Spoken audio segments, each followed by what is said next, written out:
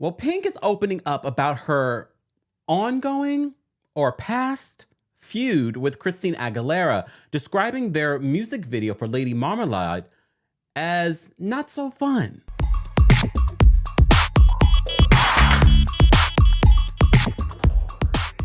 Welcome back to the Kempire Daily YouTube channel, your number one source for pop culture news and music, entertainment, reality TV, and so much more. As always, be sure to like this video, subscribe to the channel, and hit that notification bell so you never miss out on breaking news when we go live or when we upload. I'm just happy to take a break from talking about Robin Dixon. What is the issue? What have I done to you? But as you know, tonight we will return to talking about Robin Dixon and the Real Housewives of Potomac. Don't forget, we will be live tomorrow with Leo Lynn and Grace Report at 1 p.m. Eastern, 10 a.m. PST to recap part 1 of the Real Housewives of Potomac reunion. But let's get into some pop culture news. I'm glad for a little break from the Housewives, honestly.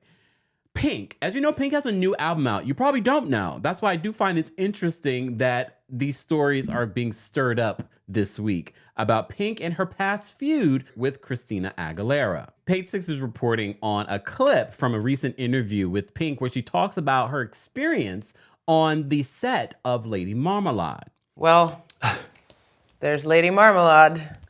I'm gonna put that down here at 12. How come? It wasn't very fun to make. I'm all about fun, and it was like a lot of fuss, and there were some personalities. Kim and Maya were nice. So first off, they say Pink and Christina Aguilera aren't exactly, quote, soul sisters. The Get the Party Started singer seemingly shaded the former collaborator again while discussing what it was like working on Lady Marmalade music video with Maya and Little Kim in 2001.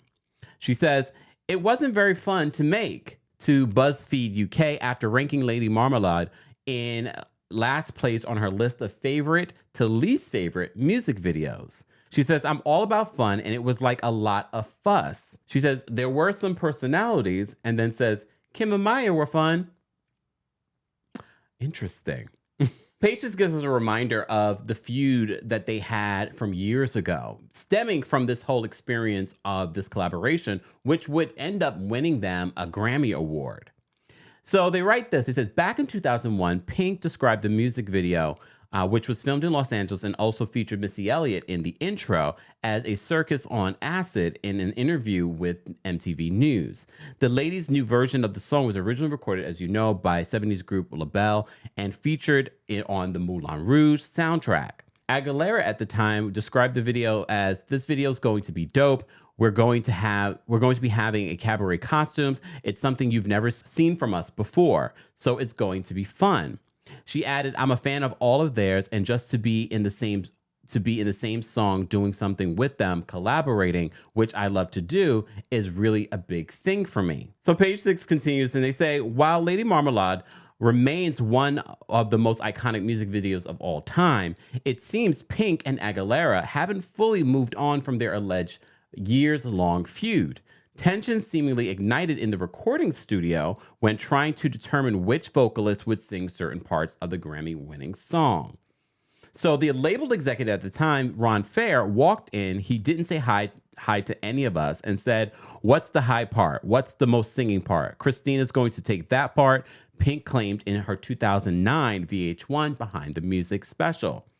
So she says she stood up. She says, and I stood up and I said, hi, how are you? So nice of you to introduce yourself. I'm Pink. She will not be taking that part. I think that's what the effing meeting's about. So they say years later, and this is how it crosses over into Bravo a little bit.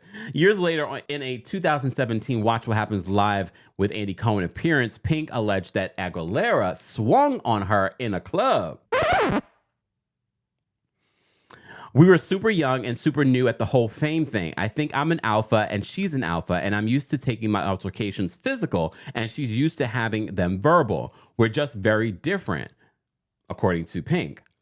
See, this is where it's different from like the 90s and the early 2000s where there was no social media. A lot of these things that happened among the celebrities really happened in these clubs and you never knew about them. Only people that knew about them were the people that were in the know. Those very handful of gossips and wags, as they used to call them, that knew all this stuff because they had actual sources that were there at the club.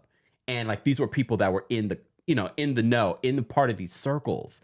It's so different now with social media. It's so crazy how social media has shaken up what it means to be a celebrity. Pink continues and she says, she's so talented, and deep down, I've had bad days too. She's a really sweet person. We made up on The Voice. I hadn't seen her in years and years and years. We became moms. We grew up. We hugged it out. It's that simple. I felt so good about that. Aguilera denied the physical altercation ever happened, however, alleging to Andy Cohen in January 2019, Watch What Happened Live episode, that Pink, quote, could beat my ass. I kind of thought that too when she said she swung on you, Pink. Of you of all people, I mean, my dibs would be on Pink. Aguilera continues. She says, I've seen her behind the music special, and I know she had some feelings or whatever about how the recording of Lady Marmalade went down and all that. I know during the actual video, she intimidated me a lot because she was heckling me in the audience behind the director. And I was like, what's going on? But that's what she did back then. She's a different person now. We have to remember how old these people were when this happened and how you were when you were that age. And I know what some of you are probably thinking, it sounds like Pink was a mean girl. Maybe she was, or maybe she just was also getting used to what it meant to be famous and what it meant to be in this industry of music. And also, trust and believe, there were a lot of people back in the day in these artists' ears saying things and igniting these beats, hoping that these beats would make it to what we had back then as blogs and newspapers and gossips and create a stir, especially because they're women, but also especially because this would bring attention to the song, to the movie, and to their careers. Speaking of their careers, and this is part of the reason why I said at the top of this, I find it interesting that these issues from yesteryear are making headlines now, and it's very convenient. I don't think is Pink's intention, honestly, or maybe it is. Maybe it is, because although Pink has a big career and a big touring career, she's not the top artist of now. You know what I mean? She's not who people are going to right now. I still love me some Pink. I think she's one of our greatest voices. But like I said, sometimes these antics that we hear are not of her creation. It could be the creation of her label, of her publicity team, or just BuzzFeed to get some attention. Because at the end of the day, she's giving her honest opinion on these music videos that she's done. So she would be lying, even though they've made peace, her and Christina Aguilera, but she would be lying, well, back then it wasn't good. And it's still my least favorite experience. I don't blame her. But I did have the thought in the back of my mind. I was like, this is very interesting timing of these stories coming out, because we've known about these issues.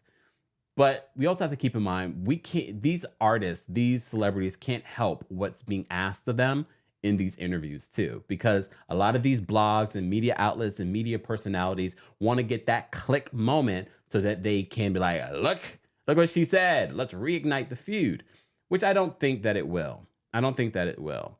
Sidebar, did you guys see Pink on Kelly Clarkson?